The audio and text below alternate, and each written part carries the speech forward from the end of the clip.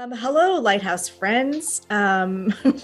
Welcome in. My name is Sheri Albers, and I am the Community Outreach Coordinator for Lighthouse for the Blind and Visually Impaired in San Francisco. And I'm glad you're here as an extension to an article that I wrote in the Lighthouse lately concerning APSs in San Francisco, which are the accessible pedestrian signals, which seem to be a hot topic these days.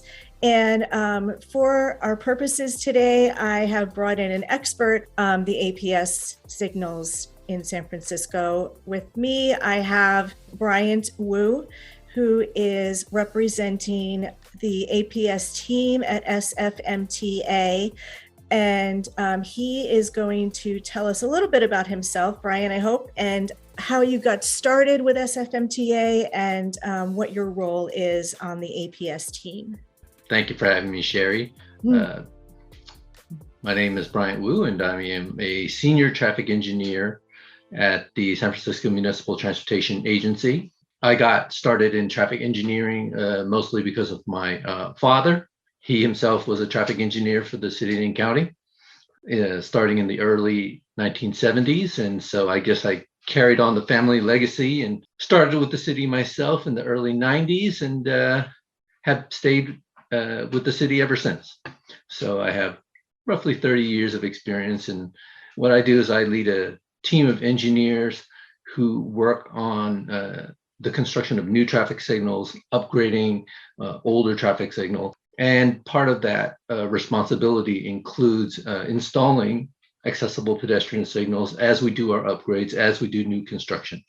So I lead that team of engineers who do a lot of good work in the city. Great. So would you be able to just start out and tell our audience what exactly is an accessible pedestrian signal? Absolutely. It's a button that's used to convey crossing information to the disabled community.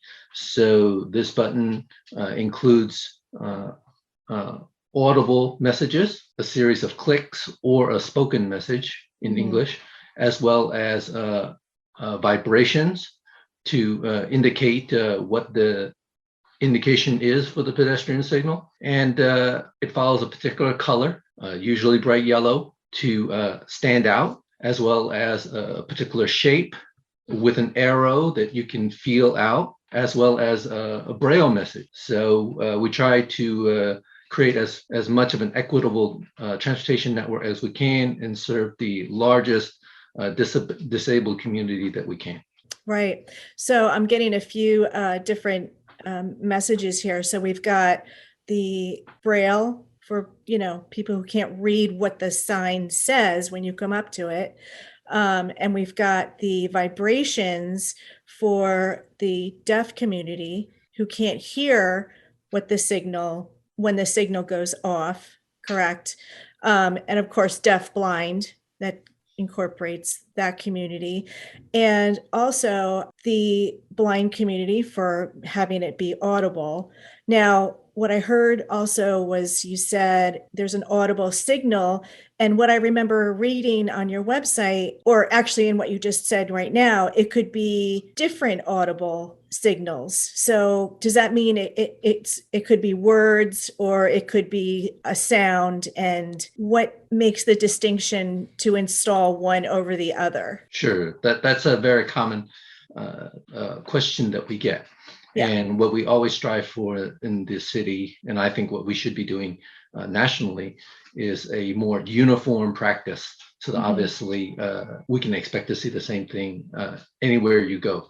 But in San Francisco, we do a uniform standard that is based on federal standards as described in what's called the Manual of Uniform Traffic Control Devices. And what the device does, it provides a series of clicking messages. If you're at a corner and there are two buttons, if those two buttons for two different crossings are more than 10 feet apart, then we provide the clicking message. If they are closer than 10 feet apart, then we provide a English message because that's what is required in the federal standard. And what's true about all of our buttons, regardless of spacing, is that if you hold the button down, it will include an English message to say something like wait to cross Market and Van Ness. So if you hold the button down, regardless of which button you press, it will include an English message to go with it. And in addition to the vibration and the audible messages that are there, there's a lot of thought that goes into the placement of the button. So, and its orientation. So what you try to do is you try to place the button to be in line with the path of travel of the person to try and orient their direction. And of course, that is used in concert with the design of the curb ramp itself, which has the truncated domes that should point you in the correct direction, the lines on the edge of the curb ramp to warn you in the event that you're using, say, an assisted walking device or, say, a stick. So it's just one piece of a complete system to create an accessible path of travel. Right. So, and just to clarify your terms too. So whether we have a guide dog or a long white cane. Right. Yeah. So. Yeah. My apologies for calling it it's okay. Stick. So. Hey, one time someone asked me if is that your golf club? Oh. Because of the grip. Whatever. Yeah. Okay, so my apologies for that. No problem. That's what we're here all to. Hey, you corrected me on some things. We're all learning from each other.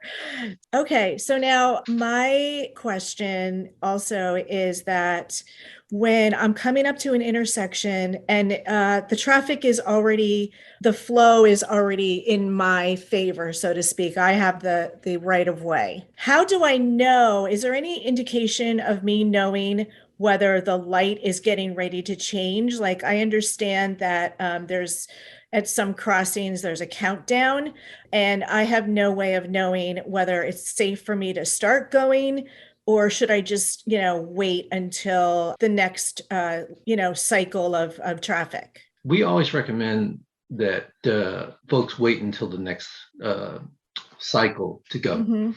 First and foremost, some devices in other agencies, for example, communicate information like how much time is remaining on the countdown.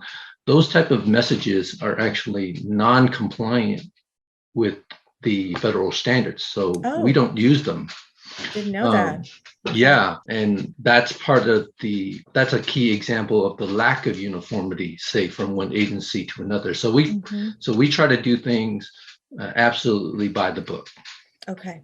Now, obviously, I'll give you a great example. The amount of countdown time isn't particularly helpful to a person who wants to cross if they don't know or weren't familiar with the area to know how far they actually have to cross. So even though you gave them, say, information that the countdown is still 10 seconds to go, well, is that 10 seconds actually enough for you? And so that's why we strongly encourage folks to wait until the next cycle to cross to ensure that they have the maximum amount of time to cross. Right. Okay.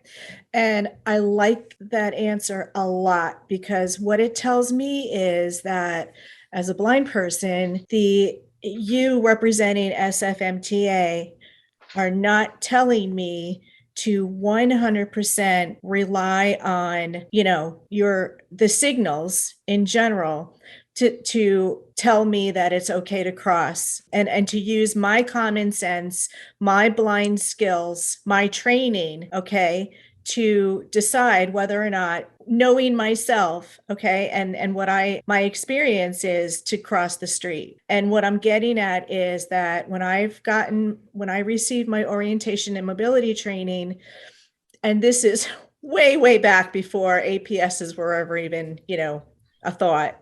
Shows you how old I am. Well, I don't even know when they were originated, but this is back in New Jersey. And We were taught that you come to an intersection and you wait for the surge of the traffic of the cars to go in the parallel direction that you are going when you cross the street. And that was the time that you were okay to go. So, and of course, you always have to be vigilant to listen for, people turning in front of you and beside you. I mean, it's just, you just have to Right. be hyper vigilant to all directions. But generally, that was the rule of thumb, to listen for the surge of traffic. So, and it's you just never know when there's malfunctions or anything. And also now in the times of technology, we've got hybrid cars, quiet cars, Absolutely. and we cannot always rely on that surge. It's just impossible, because if I had a surge of all quiet cars, where would I be? If I was at a four-way intersection and they were full of all quiet cars, I wouldn't know anything which way to, when to go. So what I'm getting at is I cannot rely 100% on the APS signals. But when I get to an intersection in downtown San Francisco and it's loud and there's construction and there's, people talking and this and this and that, and I'm not sure which way things are going, I just feel so much more confident as when I run in, and when I encounter the APS. So it's just a Absolutely. beautiful thing. Okay. Absolutely. I want to add to that. I think the move toward quieter vehicles, electrics or hybrids or Mm-hmm. whatever it may be, certainly emphasizes the need to reprioritize the rollout of accessible pedestrian signals nationally to address this specific issue of not being able to hear a surge.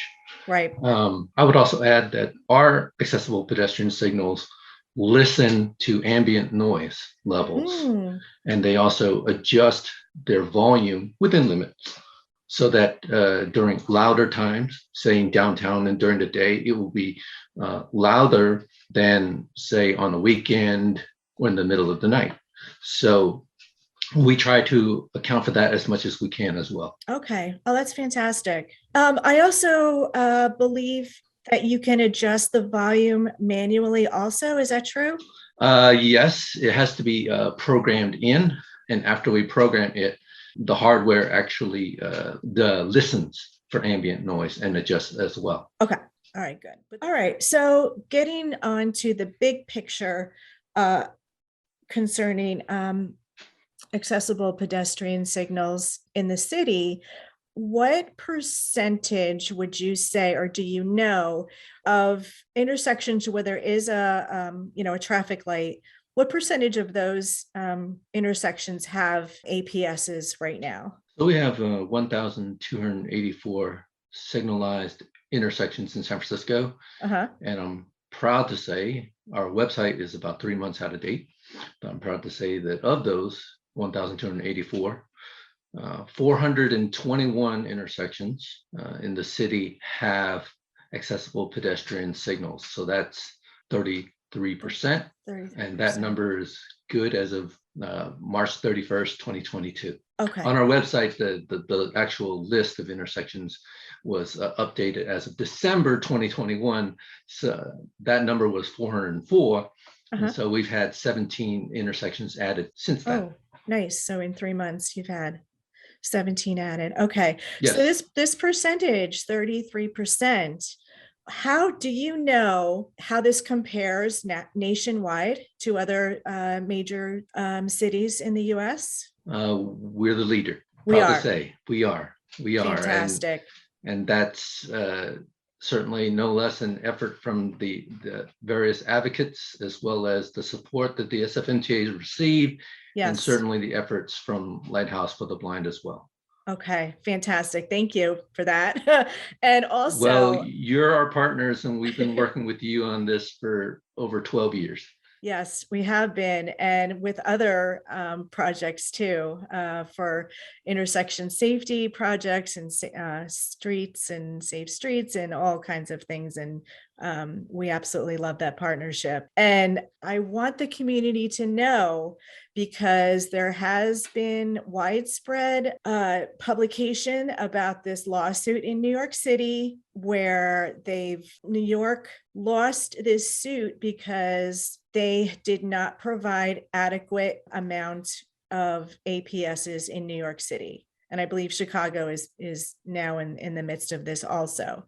So they were federally mandated to supply, I don't know, maybe you know more about it than me, and maybe I should have done more homework, but I know New York was mandated to install a certain number of APSs because there weren't enough adequately installed at the time of this lawsuit. Do you know, Bryant, offhand, the percentage that New York City had at the time of this lawsuit? I don't know the exact percentage offhand. I believe it was somewhere in the single digits of percentage wise. So unbelievable. And I want everybody to know that here, New York City, okay, they had a single digit percentage of installations of APSs. And here we are, beautiful San Francisco, and we've got our team of, APS team with us right now, and with a 33% installation rate and rising. And we are very, very proud, and thank you for that. So I just wanted to put that to rest so people understand. That's why New York and Chicago, I don't know what Chicago's percentage is. That's why they're under all of this scrutiny and litigation right now. So as far as our goal is still 100%. Let's always remember that our goal is 100%. Thank you, and we have that on record. 33% is a good starting point, and certainly ahead of other agencies. Our goal is 100%, and we're not happy until we hit 100%. Love it. Oh my gosh, I love it. Okay. So on that note, with your goal of being 100%, and of course, our community with hey, we're right there with you. So how can we help? What is your process besides, what is your plan to make that happen? And what is the community's role in helping that happen? Sure. If we could start there. Sure. So first off, we have a policy where any new traffic signal that's installed in the city shall have accessible pedestrians installed with it. Okay. First and foremost, absolute shall. All right. Likewise, a major signal upgrade will also have accessible pedestrian signals included.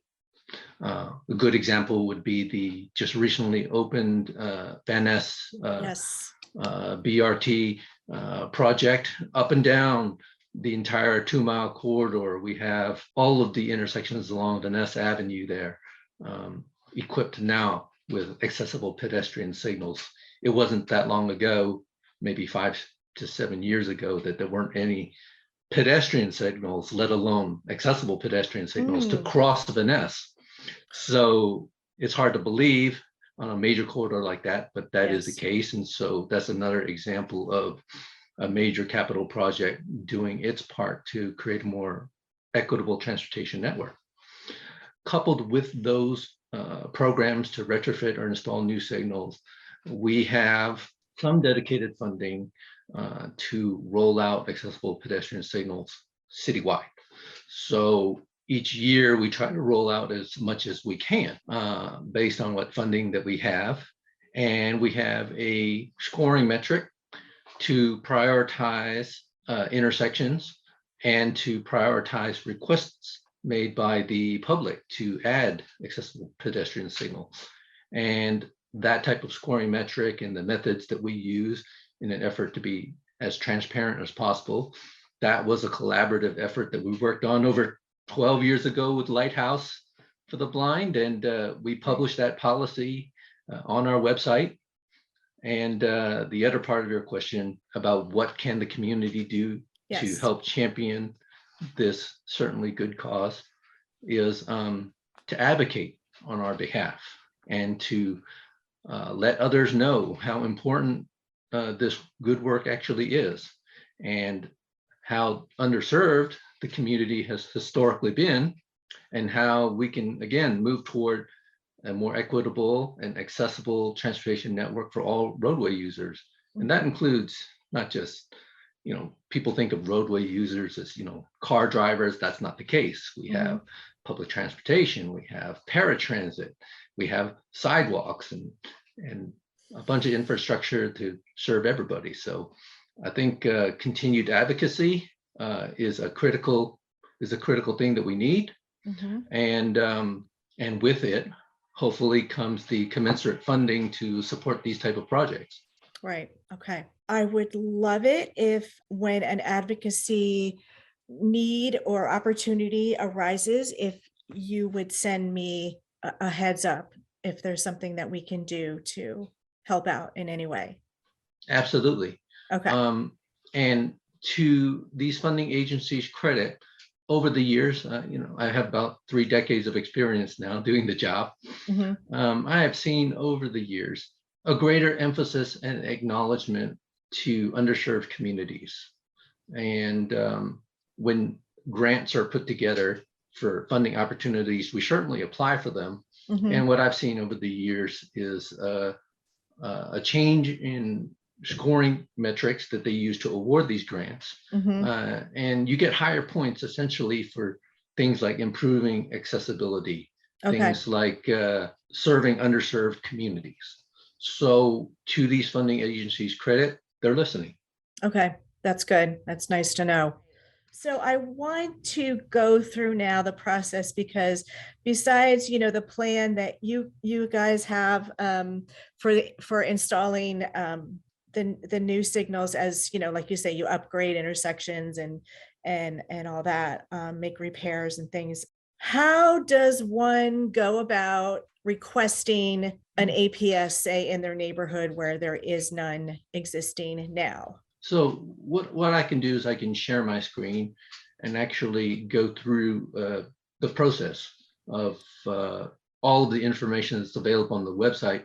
But to first directly answer your question, the easiest way that somebody could request an accessible pedestrian signal would be to simply use our 311 system.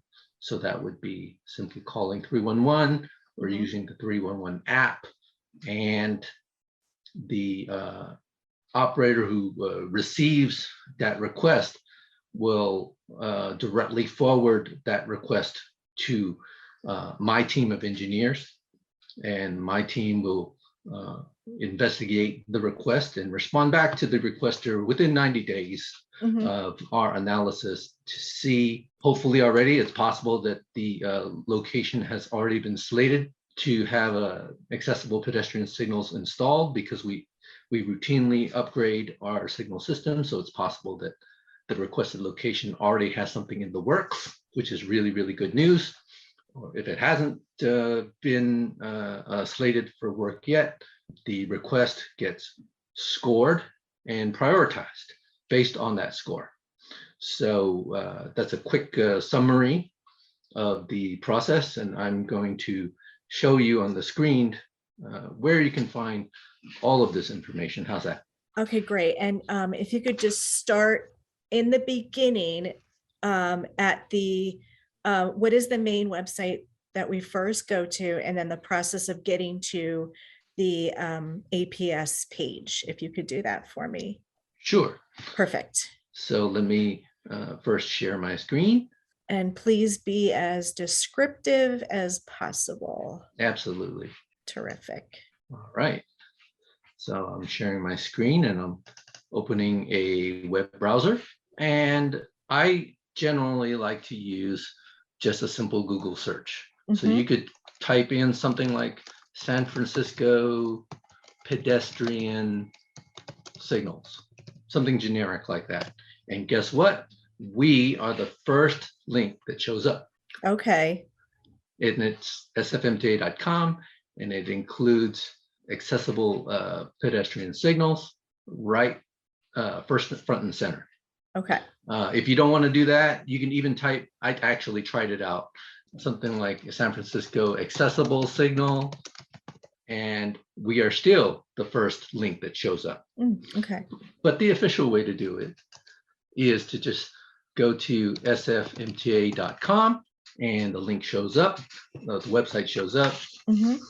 And since we're talking about accessible pedestrian signals, you want to click on the walk page. Walk. Okay. Yeah. Walk.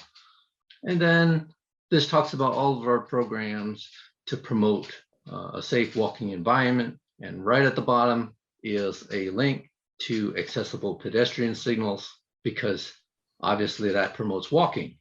And here's our page on accessible pedestrian signal. And there's a lot of good information on this website. It includes, say, for example, I'm going to zoom in a little bit. Yeah, so Bryant, can you just go through the headings that is on that page? Absolutely.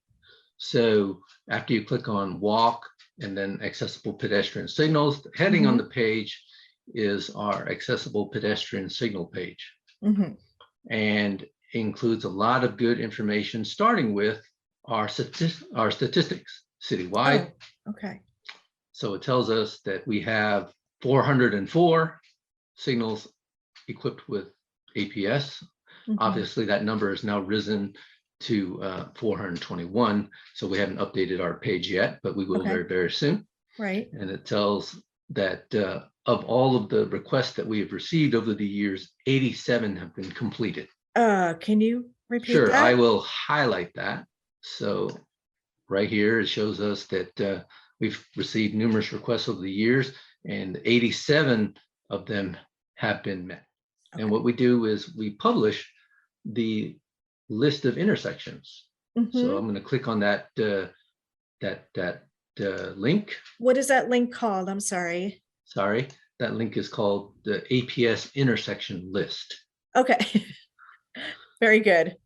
And it says this particular list was updated as of December 7th, 2021. Okay. An update is due soon.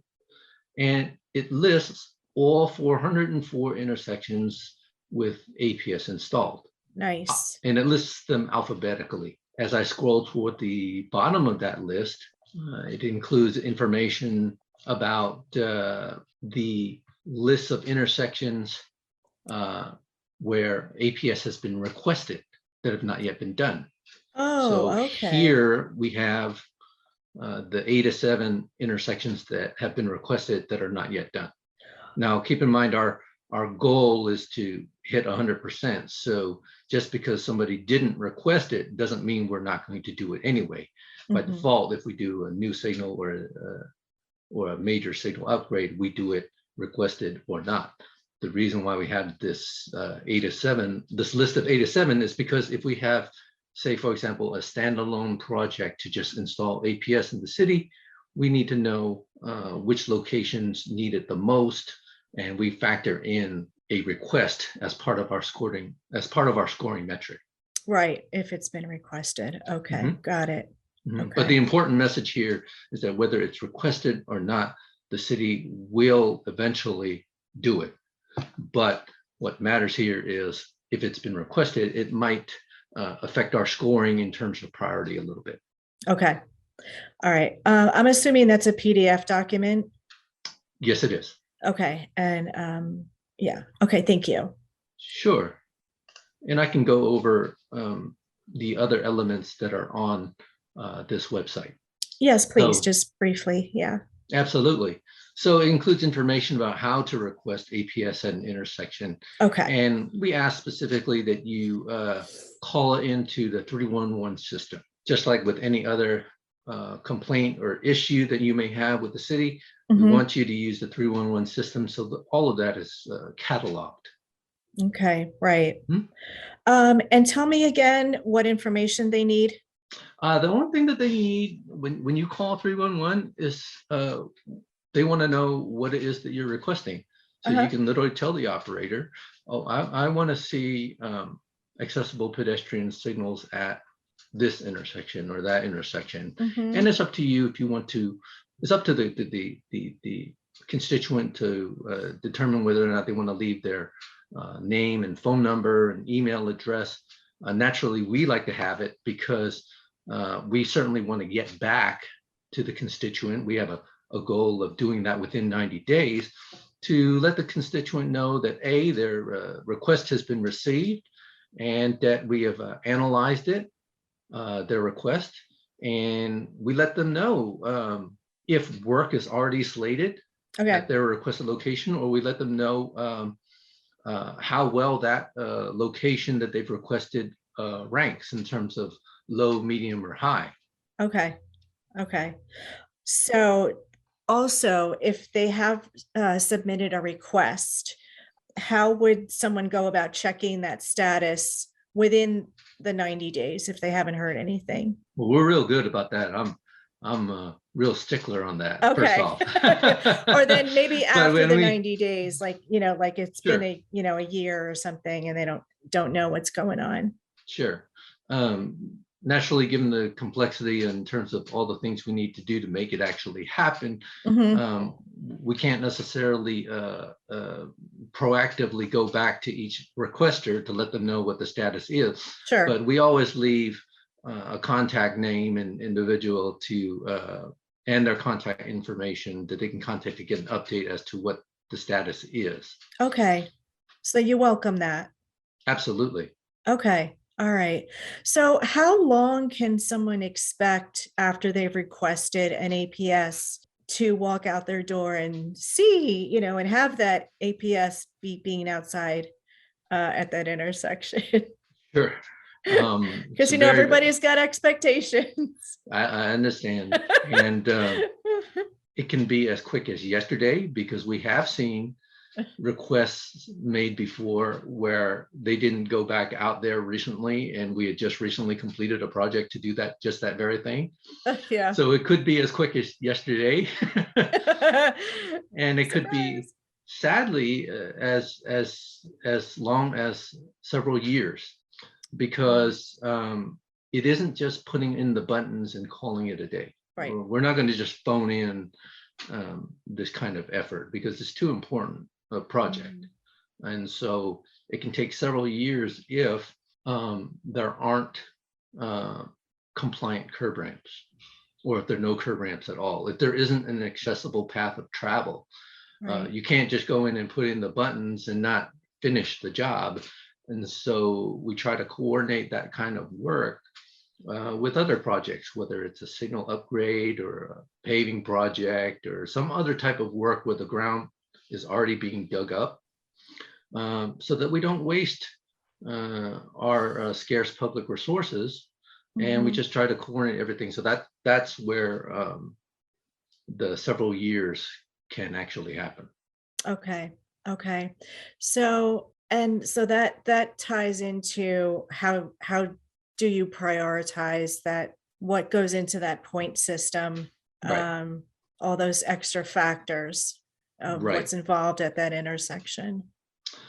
So also on our accessible pedestrian signal website, on the upper right-hand corner, there is a bunch of information, including our accessible pedestrian signal ranking tool. So this was, yes, so this is I'm going to click on that PDF file. And this document shows all of the factors that we worked on with LightHouse for the Blind and other groups to come up with this scoring metric many years ago. Okay. And the factors that go into this analysis are pretty extensive. So it's things like the intersection geometry. Is it a basic four-legged intersection where things intersect at 90 degrees, or is there something more unusual about the geometry? Do streets come in at an angle, or things, or is it three-legged versus four-legged? Things that would affect somebody who's visually impaired, their expectation of what is in front of them. So we factor the geometry in. We factor in whether or not the button needs to even be pushed to get a walk signal. Some agencies outside of San Francisco, you have to push a button in order to even get a walk signal, whether you're visually impaired or not. But most of the intersections in San Francisco, I'm proud to say, show you the walk signal by default. Okay. So that's important because that deals with, again, pedestrian expectations. So that is a factor that's used in our scoring metrics. The next has to do, of course, with again, creating an equitable and accessible transportation network. What is the distance of this requested location to transit, to city public programs like parks or hospitals or things like that of that nature? Or what is the proximity to pedestrian destinations or attractions or facilities like LightHouse for the Blind, for example? Okay, right. So those are another factor. Other things are like crossing distances. So obviously the need goes way up if you have to cross, say, 6 lanes versus 2 lanes. Yes. Right? Yes. Because exactly. Not only is it just a function of the crossing distance, but you can reasonably expect to be crossing a lot more vehicles if there are 6 lanes versus 2. So obviously traffic conditions and traffic speeds are a factor. And those are the kind of factors that go into our scoring sheet. It's all published, and you come up with a ranking of high, medium, or low. Okay. And one of the key things that I definitely want to highlight is, again, talking about your Brooklyn experience. You were taught to listen for the wave of vehicles, and that's harder and harder to do, not just because of electric vehicles or hybrid vehicles. It's harder to do because the city, in its efforts to promote pedestrian safety, what we do is we give the priority to pedestrians by showing them a walk signal for several seconds before cars get a green light. It's called a pedestrian head start or a leading pedestrian interval. I've heard of this, yes. And the idea is to have the pedestrians go first and establish themselves in the crosswalk first, so that this way any vehicles that want to turn will yield to them. Right? So the idea is, to prioritize the movement of pedestrians, obviously, over vehicles. Now that's in a very, very good and proven effort to promoting safety. But as you've been trained, what does that leave for the person who's visually impaired? Exactly. Because they're not going to get those 4 or 5 additional seconds to establish themselves because the cars next to them haven't started moving yet. Right.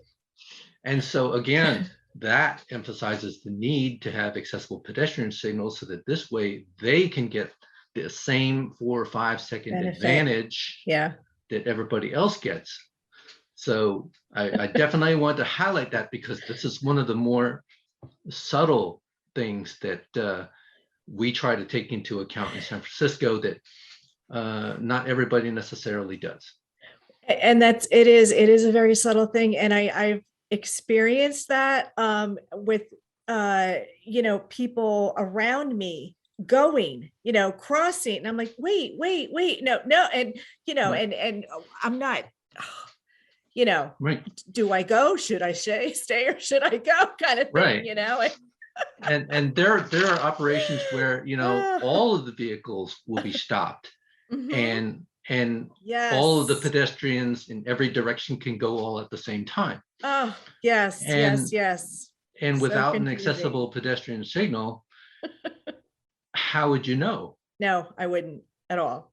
Yeah, exactly. So and to everyone's effort from 10, 12 years ago, we factored this in. Okay. in our scoring Yeah, metrics. that's pretty cool though, if it can be accessible. Yep, absolutely. It's right on the APS page. I think so. There's Um, additional, we try to be as transparent an agency as possible. So we include information on the website, such as our technical specifications for the hardware itself. Oh my, okay. Oh, yes. And we also describe in full detail our APS policy. And again, our goal is 100%. So everybody knows what's been requested, where it already exists, what our stance is as an agency on creating an equitable transportation network, and all of the thought and thinking that goes into making it happen. So there's a lot of great information on this website, and if there are any questions, absolutely feel free to contact me or my team. And I definitely want to leave my email address as well. Yes, I will be posting your information, Bryant, in my article.